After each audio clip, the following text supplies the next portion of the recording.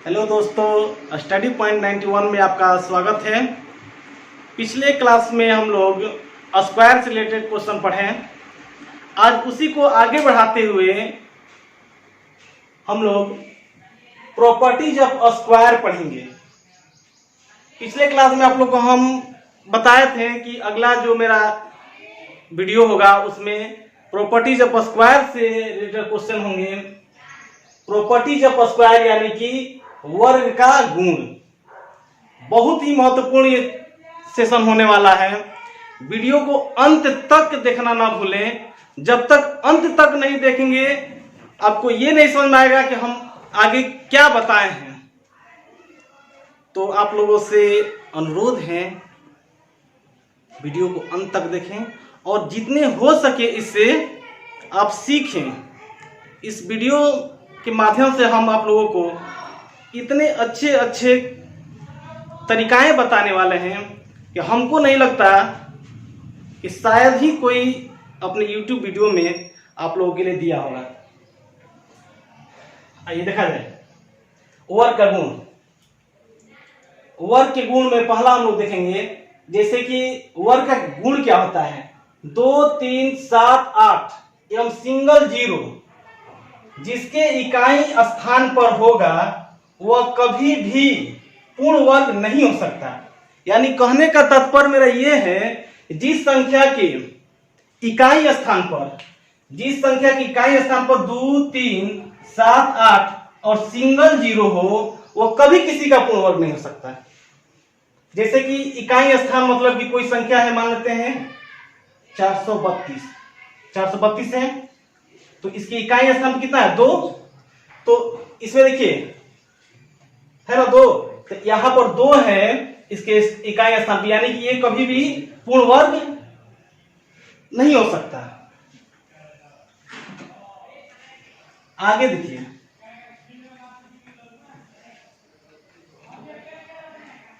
आगे होगा वर्ग कैसे पहचानेंगे। वर्ग का क्या गुण है, यानी कि कोई भी पूर्ण वर्ग हो उसको अगर हम अभाज्य गुणनखंड में तोड़ेंगे तो वह पेयर के रूप में आता है। जैसे कि देखेंगे हम लोग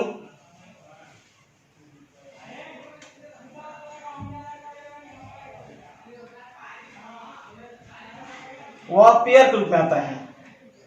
लिखते चलेंगे आप लोग। कोई भी पूर्ण वर्ग संख्या कैसे पहचानेंगे उसको, जब हम अभाज्य गुणनखंड में देखिए 12 का स्क्वायर कितना होता है 144। कैसे पता करेंगे कि 144 12 का स्क्वायर है। देखिए इसको अभाज्य गुणनखंड तोड़ के देखिए पूर्ण वर्ग है। इसको अभाज्य गुणनखंड में तोड़ें तो क्या मिला, सब पेयर ग्रुप में आया। 2 मिला हमको कहोगे 4 गो, यानी 2 2 3 मिला कहोगे 2 गो, तो ये क्या हुआ पेयर के रूप में आया। यानी कि हम कह सकते हैं कि कोई भी पूर्ण वर्ग संख्या को अगर अभाज्य गुणनखंड में तोड़ेंगे तो क्या होगा, वो पेयर के रूप में आएगा। ये इसका वर्ग का गुण है। ठीक, चलिए देखेंगे। किसी संख्या के वर्ग में अंकों की संख्या 2 गुना या 2 गुना से 1 कम होगा। ठीक है, ये एक स्क्वायर का गुण है। जैसे कि किसी संख्या के स्क्वायर करेंगे, किसी संख्या का स्क्वायर करेंगे तो अंकों की जो संख्या होगी उसमें क्या होगा, 2 गुना हो गया या 2 गुना से 1 कम में आएगा। देखिए इसे एग्जांपल में हम लोग ले लेते हैं। 12 का स्क्वायर करेंगे ना, 12 का अगर हम स्क्वायर करेंगे तो क्या बताएं अभी 2 गुना या 2 गुना से 1 कम में। तो देखिए 12 कितने अंकों का है, 2 अंक का है। या तो इसका स्क्वायर 4 अंक में आएगा या 3 अंक में आएगा। ध्यान देंगे, अगर 2 अंकों का संख्या है तो इसका स्क्वायर करने पर 4 अंक में आएगा या 3 अंक में आएगा। तो 12 का स्क्वायर कितना होता है 144। अगर मान लेते हैं कोई 4 अंकों की संख्या है, अगर उसका हम स्क्वायर करेंगे तो कितने अंक माना चाहिए, कमेंट करके आप लोग बताते रहिएगा। 4 अंकों की कोई संख्या है उसका स्क्वायर करेंगे तो कितना अंक में आएगा, या तो 8 अंक में आएगा या 7 अंक में आएगा। जैसे 4 अंकों का है तो 4 अंकों को अगर दुगुना करेंगे तो 8 और 8 में से कम कर देंगे 7। निश्चित रूप से 7 या 8 अंक का उसका स्क्वायर होगा। देखिए जैसे कि मान लेते 98, पिछले क्लास में 98 को बताए थे। 98 का स्क्वायर कितना होता है? 9604। ये 2 अंकों का है। कितने अंकों का है? 2 अंकों का है। कितने अंक में आया? 4 अंक में। यही 2 अंक का है। कितने अंक में आया? 3 अंक में। अब अगर मान लेते हैं 5 अंक में आ गया तो समझ जाइएगा कि उसका स्क्वायर गलत बना हुआ है। यहां देखिए 111 का स्क्वायर करेंगे कितने अंक में आएगा? या तो आएगा 6 अंक में या 5 अंक में। इसको तो बता दिए हैं आप लोगों को। ये इसका स्क्वायर देखिए कितने अंक में आया? 4 अंक में आया, सॉरी 5 अंक में आया। तो इस तरह से ये स्क्वायर का गुण हो गया।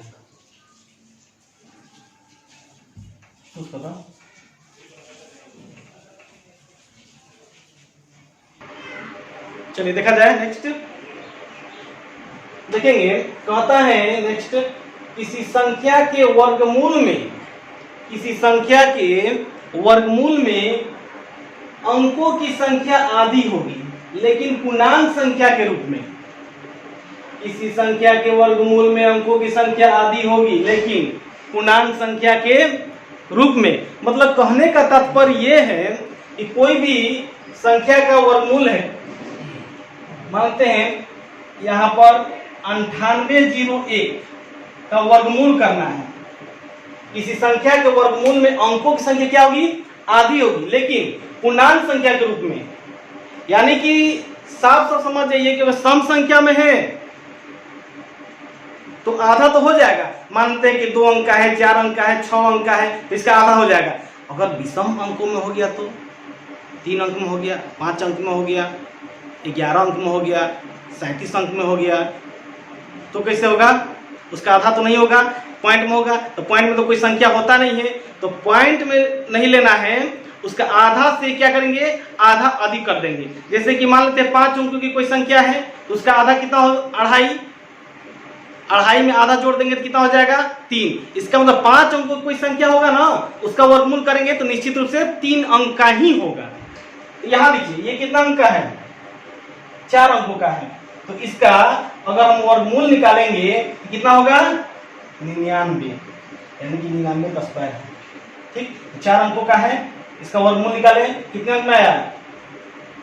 2 अंकों में। जैसे कि मान लेते हैं 144 ही ले लीजिए। 144 कितने अंकों का है? 3 अंकों का है। अगर ये 3 अंकों का है ना, इसका वर्गमूल कितने अंक में आएगा? आधा करेंगे तो 1.5 हो जाएगा। 1.5 में आधा और जोड़ दीजिए 2 अंक में, यानी कि 12 का हो जाएगा। इस तरह से आप लोग और भी संख्या का देख सकते हैं निकाल कर। घर पर अपने मोबाइल है आपके पास, मोबाइल में उस तरह से करके देख लीजिए। किसी का भी वर्ग ले लीजिए और उसका वर्गमूल निकाल कर देख लीजिए। निश्चित रूप से इस नियम को फॉलो करेगा। चलिए देखा जाए। अब नेक्स्ट हम लोग क्वेश्चन देखेंगे। जैसे कि 480 में कम से कम कितना से गुना करें ताकि पूर्ण वर्ग हो जाए। देखिए बाबू, पढ़ने का मजा तब आएगा जब बेसिक कंप्लीट हो। बेसिक कंप्लीट कैसे होगा? जब तक उसके लिए कोई थ्योरी नहीं दिया जाए। और मेरा फंडा है, पढ़ाने का रूल है कि जब तक हम आप विद्यार्थियों को कोई भी चैप्टर स्टार्ट करते हैं उसके पहले उसका रूल बताते हैं, उसका थ्योरी देते हैं। जब तक थ्योरी नहीं देंगे तब तक हम नहीं बता सकते हैं। बीच से पढ़ाना मेरे बस में है ये नहीं है, इसलिए कि हम विद्यार्थी से धोखा नहीं कर सकते हैं। हम जानते हैं कि विद्यार्थी से धोखा करेंगे तो हम कहीं का नहीं रहेंगे। और विद्यार्थी समूह का ताकत हम भली भांति जानते हैं। अगर विद्यार्थी को हम 1 रुपया का लाभ पहुंचाएंगे तो हमको हजारों में लाभ पहुंचाएंगे। तो इसलिए हम नहीं चाहते हैं कि विद्यार्थियों से धोखा करें। जो भी है बहुत ईमानदारी पूर्वक आप लोग को दिया जाएगा और एकदम सही तरीकाएं दिया जाएगा। देखा जाए यहाँ पर जैसे कह रहा है 480 में कम से कम कितना से गुना करें ताकि पूर्ण वर्ग हो जाए। तो 480 अभी अभी बताए थे, जिस संख्या के इकाई स्थान पर सिंगल जीरो रहे वो कभी पूर्ण वर्ग नहीं हो सकता। यहाँ पर तो सिंगल जीरो है तो ये पूर्ण वर्ग तो हो नहीं सकता। तो कहते हैं इसमें कितना से और गुना कर दिया जाए कि संख्या पूर्ण वर्ग हो जाए। तो पूर्ण वर्ग होने का क्या कंडीशन बताए हैं कि किसी भी संख्या को या कोई भी पूर्ण वर्ग संख्या है उसको अभाज्य गुणनखंड में तोड़ेंगे तो वो पेयर के रूप में आएगा। इसको पहले हम अभाज्य गुणनखंड के रूप में तोड़ कर देख लेते हैं ये पेयर के रूप में आ रहा है कि नहीं आ रहा है।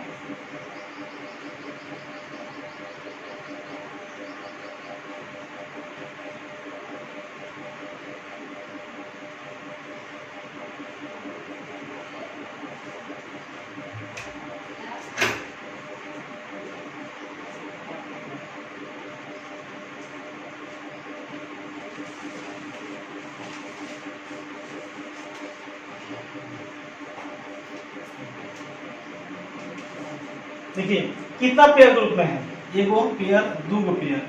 अब देखिए यहाँ पर 2 3 5 सिंगल बच गया। जब 2 3 5 सिंगल बच गया तो यहाँ पर अभी बताए हैं कि कोई पूर्ण वर्ग संख्या हो पेयर ग्रुप में होगा। तो यहाँ पर जो संख्या सिंगल बच जाएगा ना तो गुना करने के लिए कह रहा है ना, तो गुना करने के लिए कहेगा तो उतना ही से उसमें गुना कर देंगे, उतना ही से उसमें गुना कर देंगे। तो अब देखिए एक्स्ट्रा में हम लोग क्या क्या दिए, एक्स्ट्रा में दिए 2 3 और 5, यानी कि कितना हो गया 3 बचे 15। अब 15 दूनी 30, इसका मतलब कि 30 से अगर हम इसमें गुना कर देंगे 30 से तो क्या होगा, ये संख्या पूर्ण वर्ग हो जाएगा। 480 में 30 से गुना करेंगे तो पूर्ण वर्ग हो जाएगा। एक बात इस पर ध्यान देंगे, और अगर यही क्वेश्चन का है कि 480 में कम से कम कितना से भाग करें, कितना से भाग करें ताकि संख्या पूर्ण वर्ग हो जाए, तो सेम कंडीशन इसी तरह करेंगे। जब भाग कह देगा तो इस तरह से करेंगे, और जो संख्या सिंगल में आ जाएगा, जो अंक सिंगल में आएगा उतना ही से उसमें भाग लगा देंगे, उतना ही से उसमें भाग लगा देंगे। तो कितना भाग लगाएं, 2 3 5 यानी 30 से ही दोनों का आंसर सेम 30 आएगा।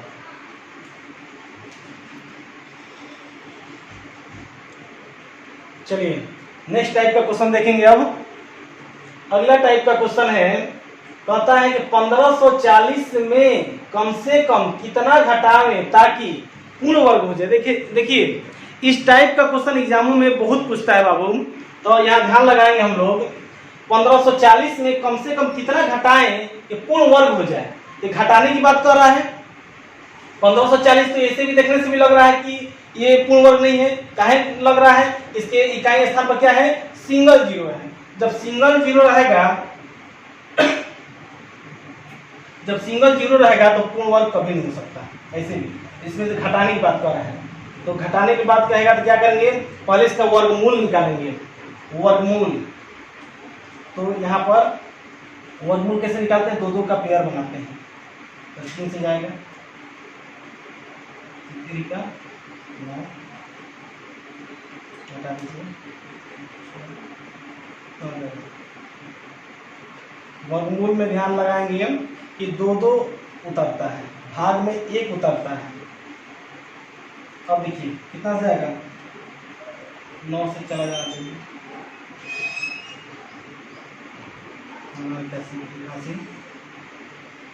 8 9 से 54, ये अच्छा ना लगेगा लेकिन इतना हंसावेला ना 54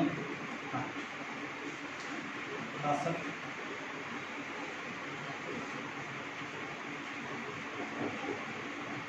देखिए यहां पर शेष आ गया, शेष कितना आया 19, शेष 19 आया। घटाने की बात कर रहा है, जब घटाने के लिए कहेगा तो जो शेष आएगा वही इसका आंसर हो जाएगा। यानी कि 1540 में से 19 घटा देंगे, 19 घटा देंगे तो क्या होगा इसका ये वाला जो संख्या है ये हो जाएगा पूर्ण वर्ग हो जाएगा। एक चीज और समझते हैं हम लोग, जैसे कि 39 दिखाई दिया, 39 यहाँ पर इसका भागफल है। 39 के देखिए 39 का स्क्वायर से 1540 जो 39 का स्क्वायर से कितना अधिक है, 19 अधिक है, यानी कि 19 घटा देंगे तो क्या होगा, स्क्वायर हो जाएगा, यानी इसका आंसर हो जाएगा 19। अब देखिए एक क्वेश्चन इसमें और आता है, जैसे 1540 में कम से कम कितना घटाने की बात आया था ना, जोड़ने के लिए भी कह सकता है, ध्यान लगाएंगे। 1540 में कम से कम कितना जोड़े, कितना जोड़े ताकि पूर्ण वर्ग हो जाए, ताकि पूर्ण वर्ग हो जाए। तो जोड़ने की बात कर रहा है, इसका मतलब कि इसमें जोड़ने की बात हो रहा है। इसका मतलब कि तो नेक्स्ट जो आएगा वो स्क्वायर 39 का स्क्वायर से अधिक होगा, यानी कि 39 प्लस 1 नेक्स्ट की बात कर रहा है, इसका स्क्वायर करेंगे माइनस इसको घटा देंगे तो 39 एक 40 का स्क्वायर कितना होता है 1600, 1600 में से 1540 घट जाएगा, कितना हो जाएगा 60। इसका मतलब कि इसमें 60 जोड़ देंगे तो पूर्ण वर्ग हो जाएगा।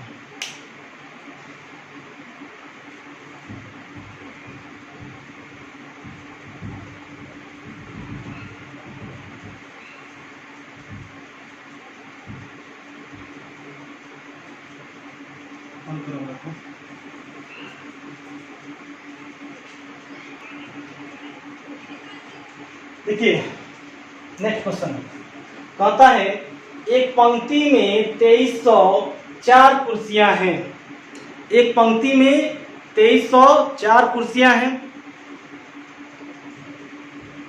एक पंक्ति में उतने ही कुर्सी रखे जाते हैं जितना कि पंक्तियों की संख्या है। तो पंक्ति में तो प्रत्येक पंक्ति में कुर्सियों की संख्या ज्ञात करें। ठीक है, इस टाइप का क्वेश्चन देखिए बहुत आता है। मानते एक बड़ा सा हॉल है, उसमें बहुत सारे कुर्सी हैं, सपोज मानते हैं कि 16 कुर्सियां हैं। इसको इस प्रकार से सजाना है ना कि जितना उसका रो उतने कॉलम। ठीक है, यानी कि जिस तरह से इस तरह गिना जाए उतना ही और इस तरह गिना जाए तो उतना ही, यानी 16 को है तो कैसे सजाएंगे 1 2 3 4 1 2 3 4 1 2 3 4 1 2 3 4। देखिए अब यहाँ देखिए इधर से भी गिन रहे हैं तो 1 2 3 4, इधर से काउंट कर रहे हैं तो 1 2 3 4 ही हो रहा है। यानी क्या किए 16 का रूट निकाल दिए, वर्गमूल कर दिए, तो 16 का वर्गमूल कितना होता है 4 होता है। सिर्फ इस तरह से यहाँ पर भी कर देंगे 2348 का क्या करेंगे वर्गमूल निकालेंगे तो वर्गमूल कितना आएगा इसका 48 आ जाएगा, ये इसका आंसर हो जाएगा। तो आज के लिए हम लोग रखते इतना ही, अब नेक्स्ट वीडियो में हम लोग नेक्स्ट चीज पढ़ेंगे। धन्यवाद। चैनल को सब्सक्राइब करें, बेल आइकन को दबाना ना भूलें ताकि नेक्स्ट मेरा जो वीडियो आए आप तक पहुंच जाए। धन्यवाद।